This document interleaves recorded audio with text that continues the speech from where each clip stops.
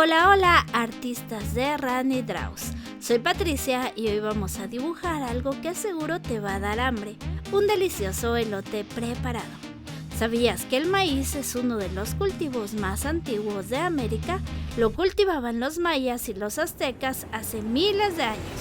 Y dime, ¿cómo te gusta más el elote?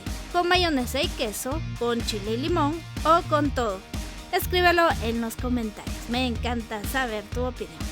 Si te gusta este tipo de dibujo, no olvides darle like, suscribirte a RaniDraws, compartirlo con tus amigos y si quieres apoyar aún más el canal puedes usar el botoncito de gracias. Vamos a empezar con este dibujo tan antojable.